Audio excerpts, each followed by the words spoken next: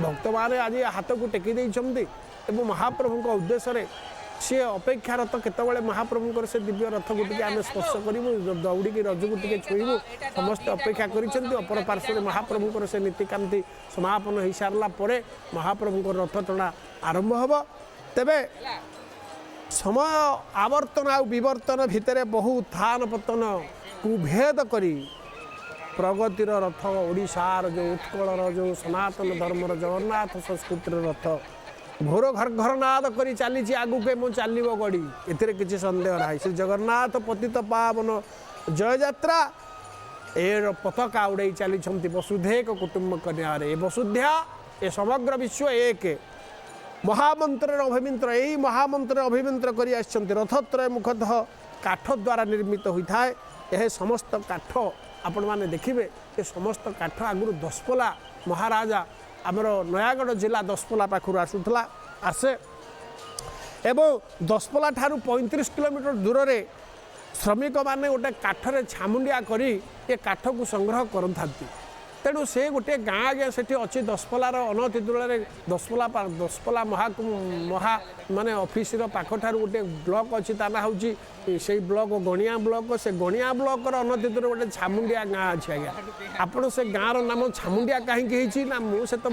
से बुझिकी बुझिला ना जितेबाला गजपति महाराज माने पर्याक्रमे विभिन्न प्रकार काठ ये नौले गोटे छामुंडिया करी से काठ को से संग्रह करके रखुले तेणु ता ना मो अनुसार से छामुंडिया हो जाइए गाँ तेणु ये जो संस्कृति एवं ताहा हूँ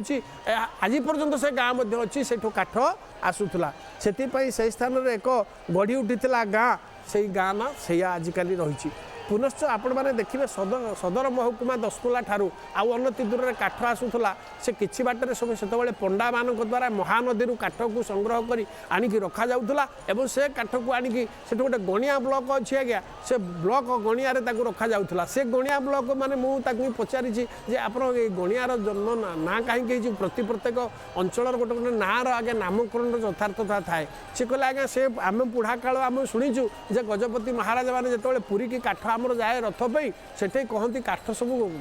पंडा महिषी द्वारा महानदी टाणिकी ये थुआती एवं कहती राजा कहे दशपला राजा गणी गलु टे गणिदेबू केतेटा काठ केते पीसी आसी कौन ए गणी बा शब्द आमर ये अंचल ना है गणिया तेरे ये जो किंबदंती ये कौ कालर आज्ञा कौ सूर्यचंद्र थिला कालर ये कथा कम साधारण कथा नुहे तेणु ये रथ सहित आज्ञा ओडिशा संस्कृति एभली भाव में जड़ित अच्छी ताहा वर्णना करहबनी तेरे शास्त्र अनुमोदित होई काठ सबू श्रीपंचमी दिन महाप्रभुंकर जो काठ लगुच रथरे आज्ञा ये श्रीपंचमी दिन